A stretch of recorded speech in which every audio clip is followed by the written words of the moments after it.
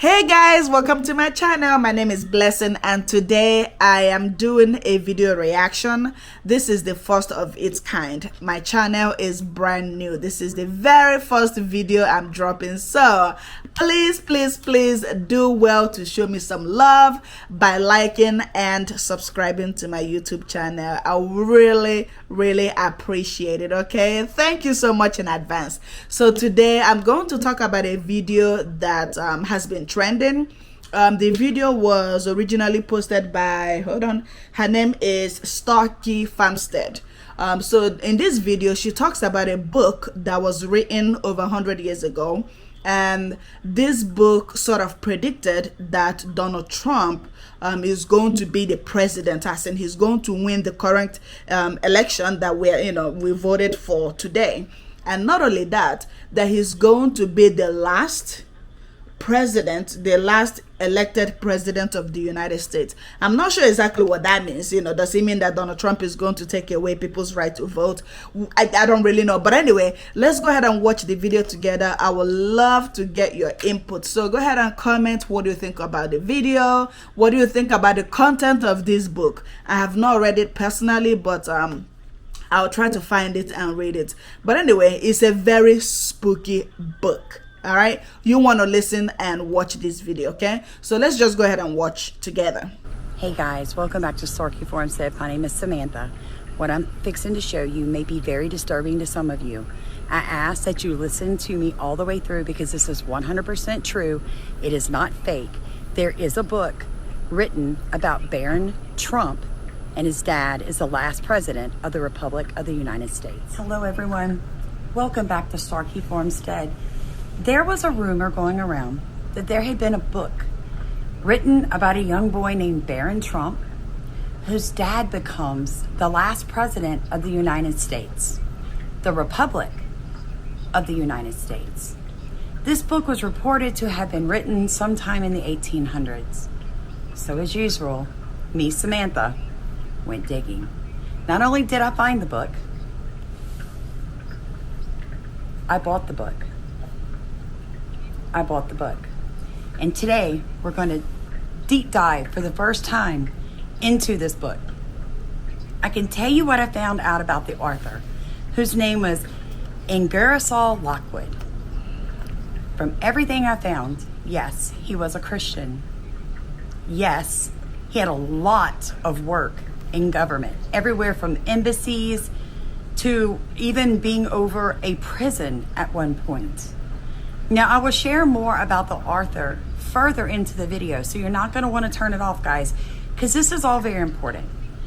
The reason I find this interesting is because President Trump's son is named Baron. And we have all heard rumors, prophecies, and words given by people saying that President Trump will legitimately be America, the Republic, the United States of America, the constitutional republic's very last president, right?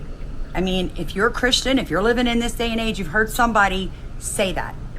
So to have found a book that was published on this date over 100 and almost 30 years ago, talking about the last president of the United States in a trilogy with a young boy named Baron Trump, well, I couldn't pass it up. Now, whether you believe a time traveler wrote this, a demon, or somebody filled with the Holy Spirit, the fact is the book was written.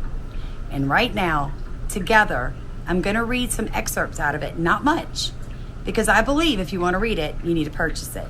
But I'm going to read some of the good stuff for you guys. Get ready, sit back, get something to drink, tell her ready to go away and give mom and dad a few minutes, because folks, this is amazing. Now I'm going to read for you some sections of this book because I think these are very important.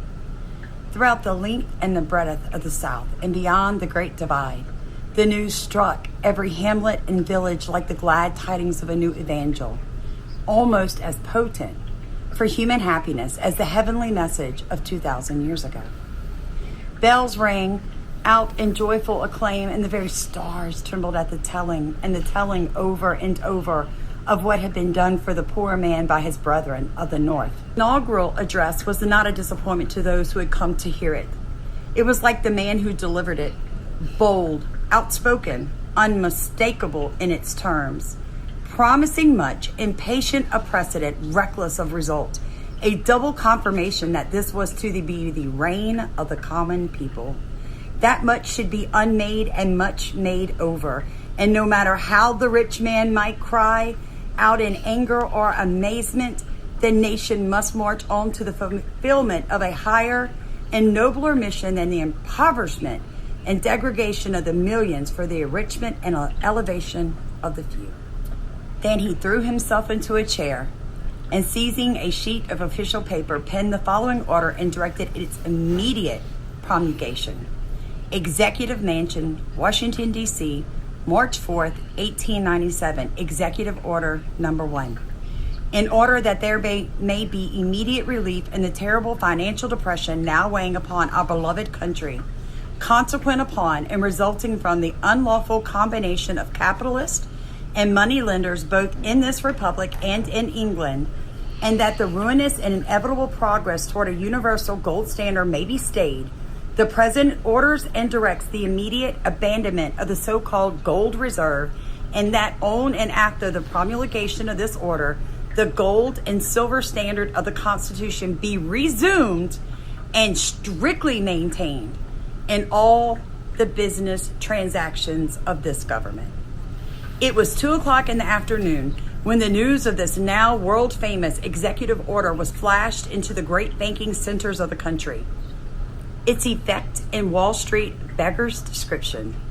On the floor of the stock exchange, men yelled and shrieked like painted savages, and in their mad struggles tore and trampled each other. Many dropped in fainting fits or fell exhausted from their wild and senseless efforts to say what none would listen to.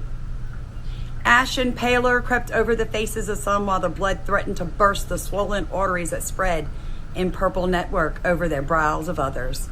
When silence came at last, it was silence broken by sobs and groans. Some wept, while others stood dumbstruck, as if it was all a bad dream, and they were awaiting the return of their poor, distraught senses to set them right again. So he's basically saying in this book that the first executive order of this president, in this book, right, would be to actually back the United States dollar with gold or silver, making it an actual weighted currency, ending the New World Order, going over to a digital currency. Because our paper, money's worthless. It's not backed by anything anymore. Could you imagine if Trump did this? What Wall Street, what happened there? Could you imagine how quickly the rich would lose their wealth? Let that sink in, folks. If the Holy Spirit has been telling you to do something, whether it's write a book, write a poem, open up a YouTube, start a garden, get out of debt, marry your girlfriend, whatever it is, friend, obedience is better than sacrifice. This gentleman wrote this book. He didn't know that in 2024, a Southeast Louisiana woman would be sitting in her home on September 18th, 2024, reading it to 51,000 people. He didn't know that a young man named Barron Trump's daddy would be running for president of the United States. He didn't know any of that. But he had a download for a story from the Holy Spirit. Think about that. The things that make you go, That was quite a lot to digest. I would like to read this book for myself to really slow down and make sure I understand everything. That very last bit where she talks about, being led by the Spirit and just obeying the Spirit. I don't know about that. Was the author, led by the Holy Spirit to write this book? I don't know. I mean, who's to say? It could be a demon, that led him to write the book. But at the end of the day, my question is, do we then support Trump because it has been prophesied that he's going to be the president? So do we allow the prophecy to come to pass? Or do we vote for Harris Pamela? I don't know.